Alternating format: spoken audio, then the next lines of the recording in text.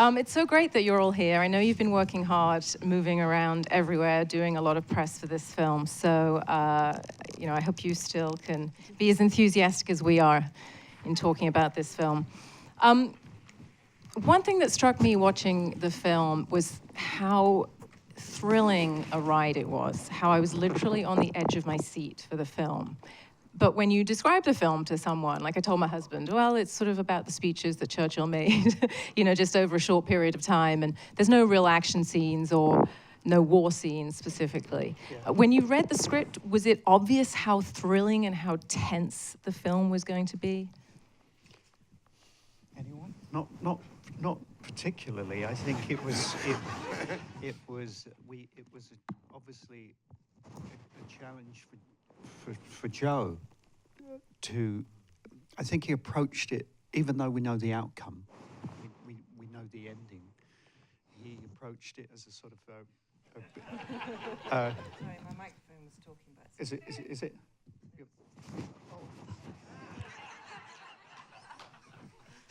I think he approached it as a sort of like a political thriller, to give it that sense of the screw tightening, of a clock ticking, but it didn't immediately bounce off the page. It's a challenging thing for a director to.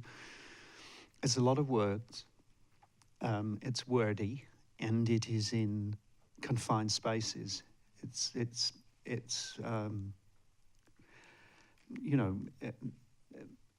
middle-aged men in gloomy, smoky rooms.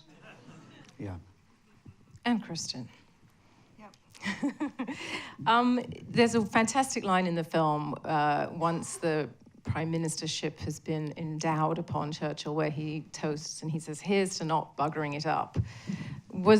Did any of you feel like, oh my gosh, we could so bugger this up? Most definitely. I think it's very difficult when you're playing characters that actually have exist. I mean, people that are real people, and that have, and especially when they have descendants. People their grandchildren are still alive. The woman I was playing in this film, people call her Granny. It was a feeling of responsibility not to sort of betray in some way, but yet I don't know this woman, so it's quite a complicated balance to things. So yeah, there was a great, and then of course you're playing somebody who is a sort of national treasure. Even Clemmy is a national treasure in England.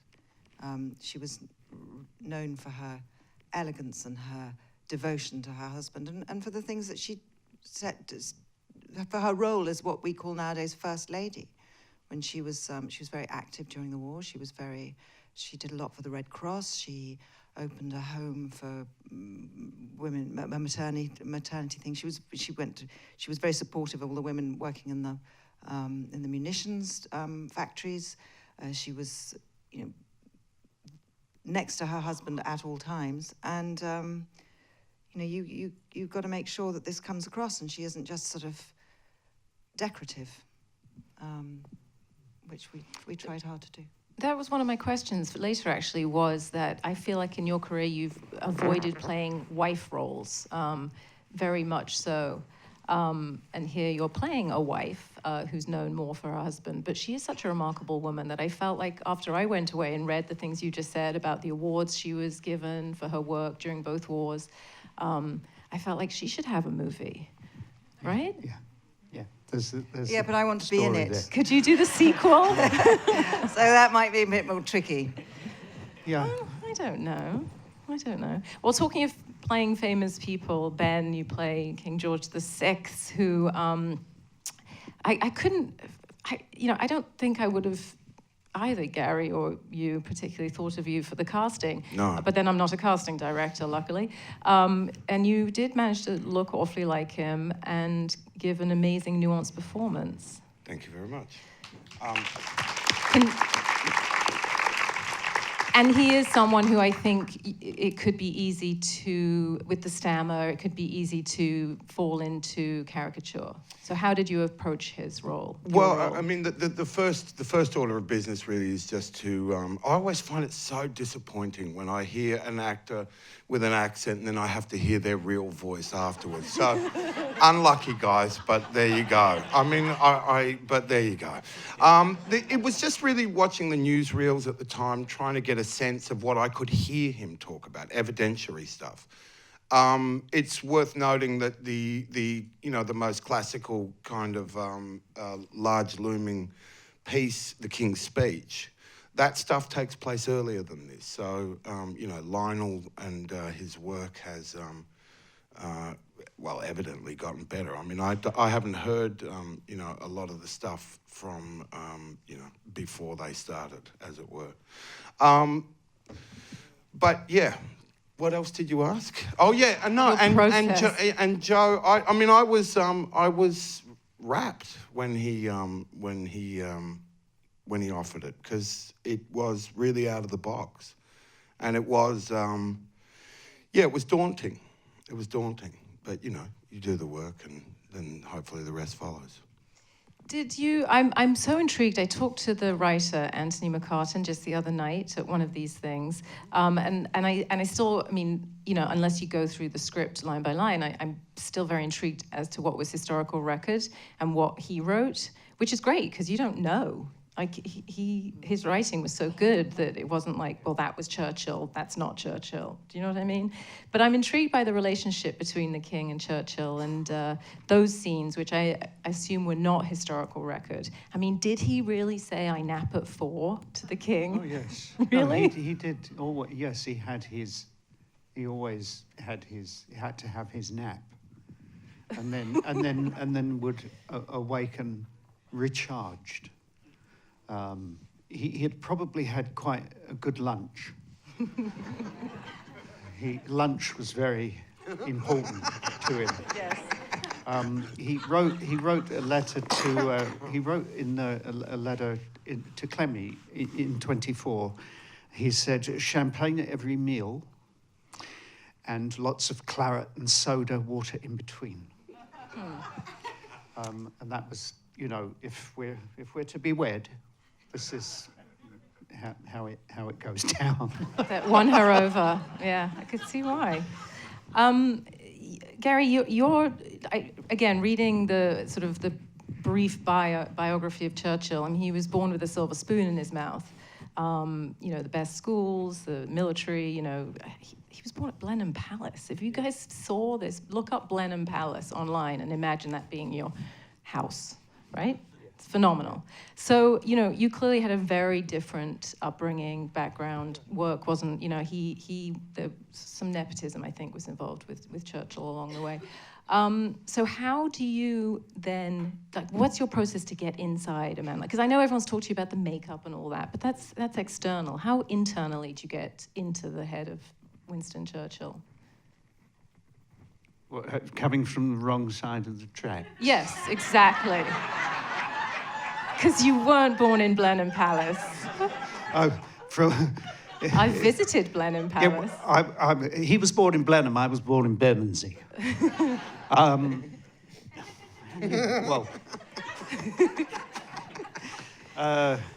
Well, it starts with the reading material as much as you can read in the time that is given. I had a little under a year to really think about him.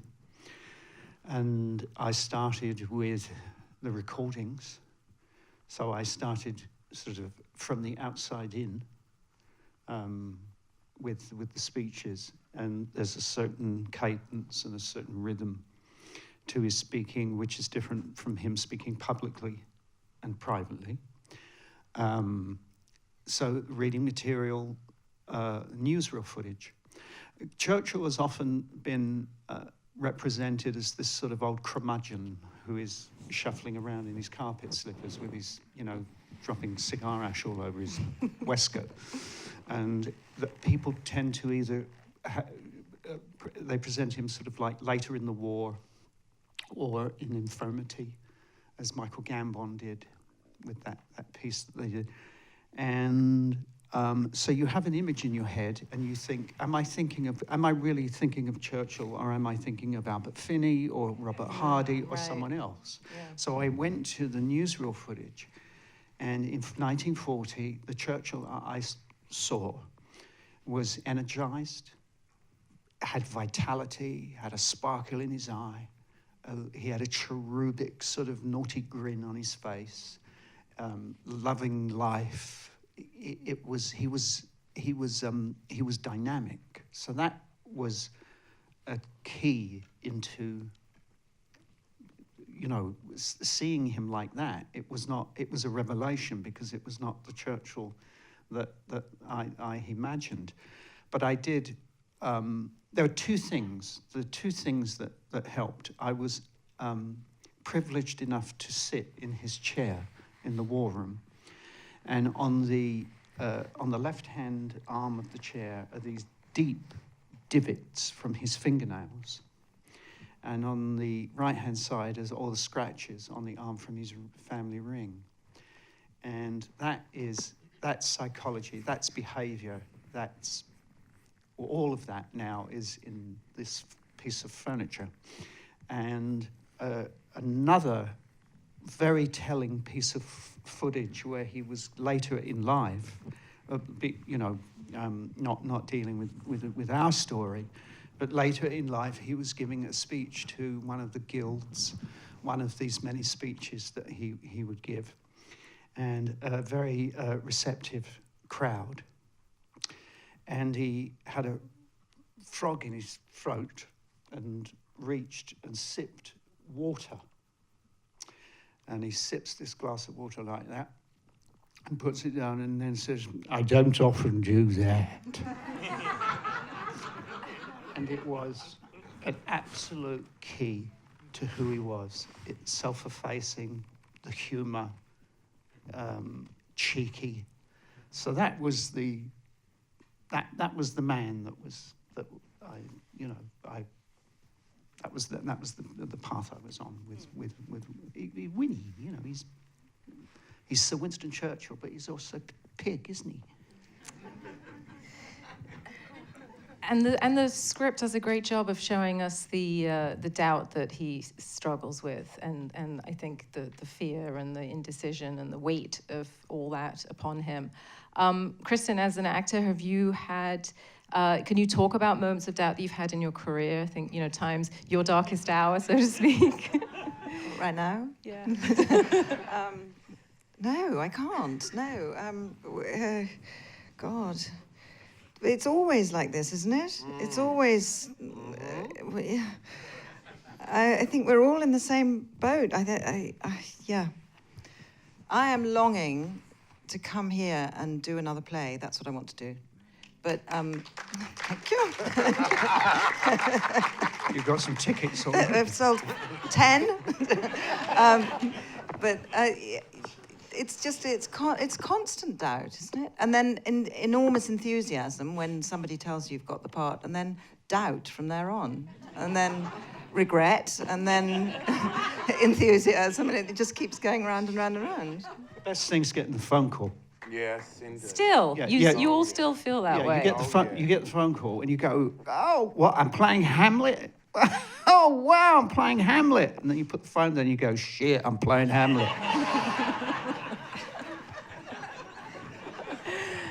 Well, they say that fear is good because it drives us, right? I mean, without fear and doubt, we wouldn't do anything. Like, do you feel that there's a driving force in your career, Ben?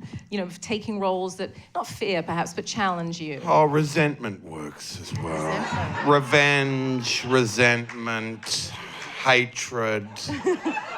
They do okay too. I think they've got more propulsion. Like, doubt is good. Doubt's a really good one because it checks you from your shit. You know what I mean? Like, doubt and being a snob, having a really vicious critic in there, that all helps. And then you got to go to sleep.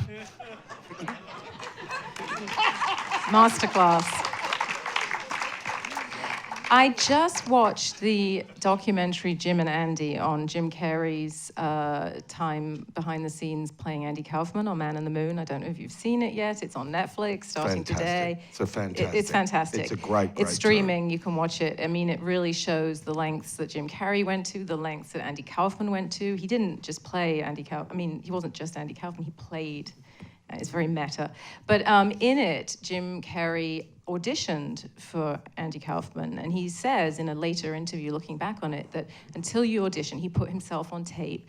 How do you know whether you can do a part or not? So I don't know if this is relevant to you. I don't know if you three still have to audition, but he found it the way to know in himself whether he could become the character. Does that make any sense to you, or do you like to audition? I Can you think it's remember? been a while since Gary's Yeah. audition. To be fair, I'm not sure. Yeah, it's been a while, hasn't it? Since you know. Yes. Yeah. Audition. No, I don't think I've auditioned since Sid and Nancy. Wow. Here. Oh.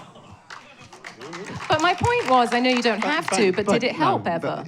Yes, it was. I do remember. But I put myself on tape for Churchill. Really? Yeah. Was that because to prove to Joe that you could do it, or the producers that you could do it? Not to yourself. For myself. I mean, we knew that the roadblock was, of course, the physical. I was not going to put on. I mean, to get those jowls, I would have to put on, 80 pounds, and I'm nearly 60, and I'm not gonna mess with my health like that. So there was only one way to go, which was obviously makeup and some padding and all of that to capture at least the sort of, not look exactly like him, but at least capture the spirit of Churchill. But I mean, I went to the recordings and then, tried out his voice to see if it was, I turned down the role because of all those things. Iconic figure, I don't look like him. It's a ridiculous idea. It's a wonderful part, but for someone else. But I still went and recorded because once the seed is, Yes. you know what I mean? Yes. And you go, no, I can't do that. And then you go, let me have a little, let me get the iPhone out. Have a little tinkle. So, why did Joe? Because you're not the most obvious choice, Why do you think Joe did think of you? What did he tell you when he phoned you and gave you that phone call? We. Do you want me to? I was in the picture already. Yeah, it was Eric Fellner at Working Title who had the idea of me playing Churchill and wanted me to play Churchill. Churchill had come my way in 2014, another script that I passed on. I'm rewriting history here. Despite I was in the mix. Yeah. Okay. So, and yeah. And Kristin, for you, when you got that phone call, how does it happen? Does your agent call you? Same thing. No, I can't remember how it worked. But I didn't want to do it in the beginning because I felt that they hadn't given her enough space, and we worked. He came back and saw me again and came to Paris to visit me, and we sat and we talked about the Churchills and what it must be like to be married to somebody like that, and they made the part a bit more interesting for me, and that's why I said yes. But I mean, I always wanted to work with Joe because I absolutely love his films. So you want to do it, but you want to make sure that when you do work with him, it's something that you really, really want to do, and not something that you'll do just to be in his film. So that it worked out quite well. And Ben, what's your provenance to the film? So it came as an offer, and I had only met Joe socially, and I was quite frankly, I was baffled that he saw that, because most of the characters in the recent run are malevolent or certainly very chaotic at best. So it's an English accent of a type that I had never before done. So I was delighted, but and those scenes though, I just, and Gaz, it's irresistible. It's irresistible. So I heard an adage once that if you think you might be able to do something, you should go for it.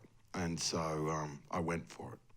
I must say, just to add, have you seen Starred Up, the film? Yeah.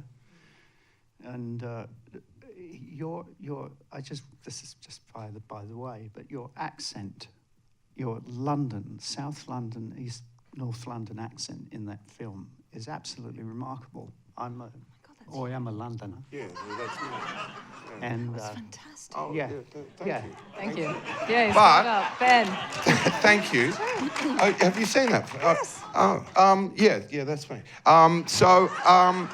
But that was the first risk. That because I hadn't done it, and for us being in Australia, we have more protectionist kind of notions of people coming in and playing our native characters. So I grew up in that. So it was a big deal to kind of go over and play, an English person in an English film. I just thought I'd be getting a wall of kind of like, oh yeah. And it wasn't like that. I was suitably afraid, and had to do you do the work, and then you do the best you can. But if I hadn't have done that, then there's no way I would have had the chutzpah to front up and go, yeah, I'm going to be King George, mate. It will be right. Don't worry about it, Kaz. No, I'm not going to do it for the rehearsals, mate. Well, no, you wait. Just wait. It'll be right on the date. No, mate, don't worry. Don't worry.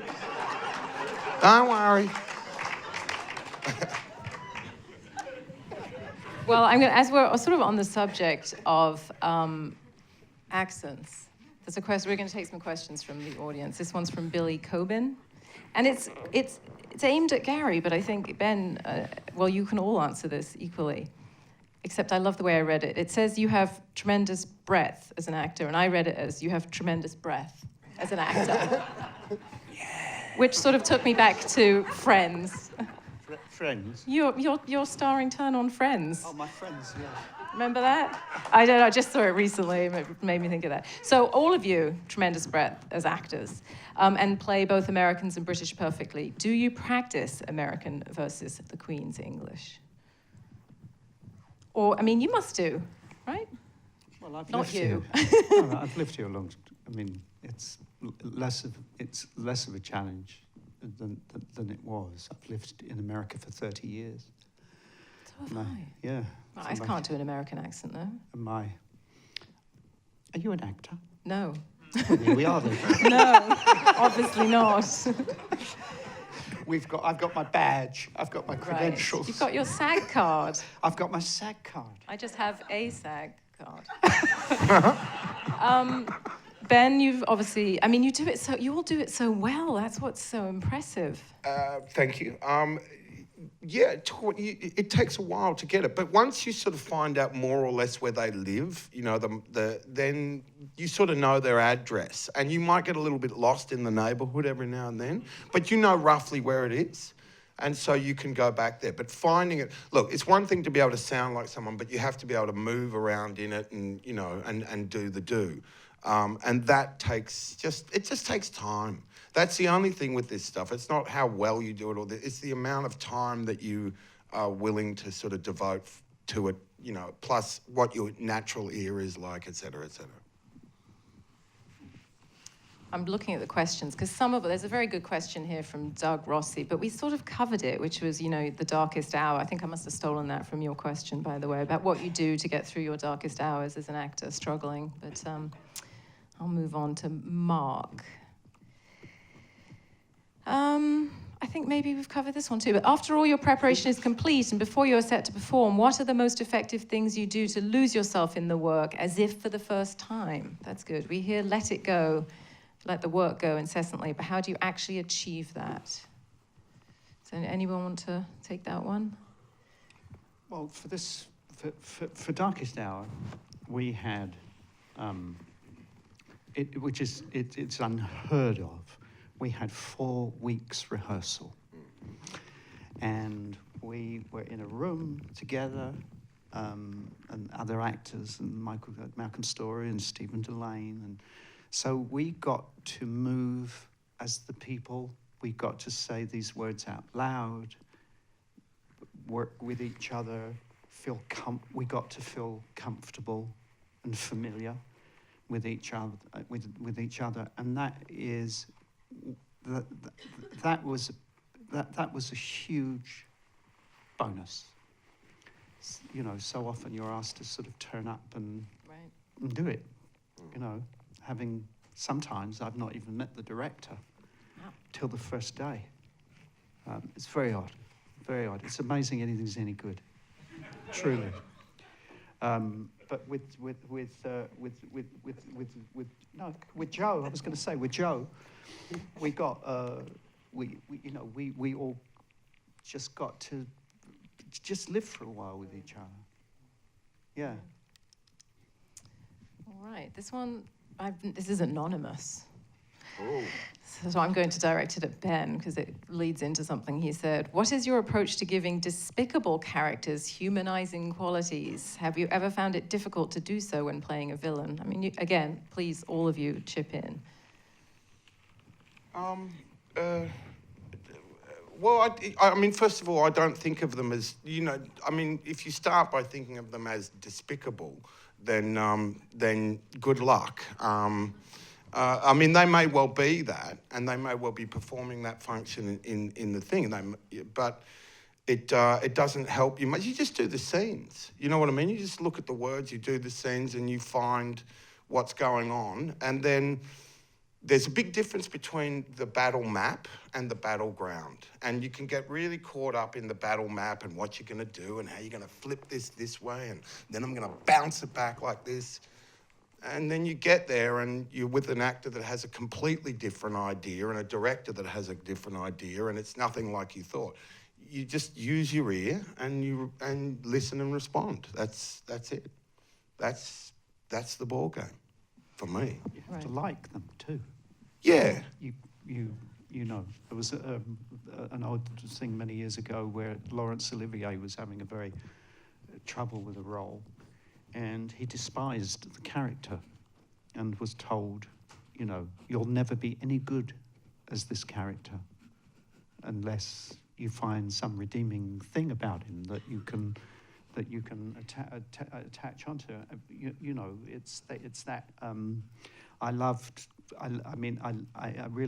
I enjoyed Winston, and I loved him, but I also liked, Mason Verger. Kristin. No, I don't really like playing. I always think of the characters. Sometimes I played characters who I thought were perfectly reasonable and likable, and found out that no one else did. They were horrible. But I have played somebody really evil once in a film by Nicholas Winding Refn, and I found it actually really, really poisonous. Really? Yeah, I found it really, really difficult to. I found just having to carry so much every day, so much negativity and so much just bad. I found it really difficult to want to go to work. Even though I really enjoyed the process, I loved dressing up as that character. I loved working with, what's his name? Ryan. Thank you. Ryan and Nicholas, that was really, really fun. But just carrying this this bad inside you. It was really horrible. All right, next question. This one's from Laura Faye Lewis, for all of you again. If there was a role based on anyone, real or created, that you would absolutely love to play, who would that be? Clementine Churchill. There you go. I'm going to write the script. Anyone? Dr. Doom, I have a long-time love affair with. Is that He's some a cartoon comic character. He's character? an old Marvel cartoon character. And He's just there someone I've isn't- loved for a long time. There isn't already a Doctor Doom film, I feel like. No, there is, and it has nothing to do with that. But, you know, seeing as the question is being asked and it demands an answer, Dr. Doom is my answer. I'm not sure what it means about anyone real or created. I suppose, well, Doctor Doom. a fictional Dr. Doom. or a yeah, human. There you go. Yes. Gary, anyone left that you'd love to tackle? No, I've not. There's no sort of a bucket list. No? I mean, they're all incoming. You know, it was never sort of on my. I never had a list. You know, I never wanted to play Dracula. You know, Tick. but it just came in, and it was Coppola, and it was sort of interesting. So they do just as they come in, you know. And suppose, I imagine the ones you haven't thought about are the ones that surprise you. Yeah. Okay, the last question then. Which, again, I'm not sure if we covered this or not. How many times do you read the script before you start making character choices? I know, Kristin, that's interesting for you because you obviously read the script and said, I don't think there's enough here for me. So they fixed it a little bit. They pumped up her character a bit. But you want to speak if to the that? writing is good, then they happen immediately as you're reading it. Yeah, you can make some Really? of those choices as the first read. But you know the script it's what I call it's your map of the world. It's your emotional map, and all the indicators and everything in really great writing will all be there. It gives you clues, and so yeah, pretty much if it's good writing, it happens pretty quickly. Yeah. Yeah, absolutely. Yeah, first rate. Okay. Well, thank you so much for your time and your insights. Thank you. Thank you, guys. The film opens on the 22nd.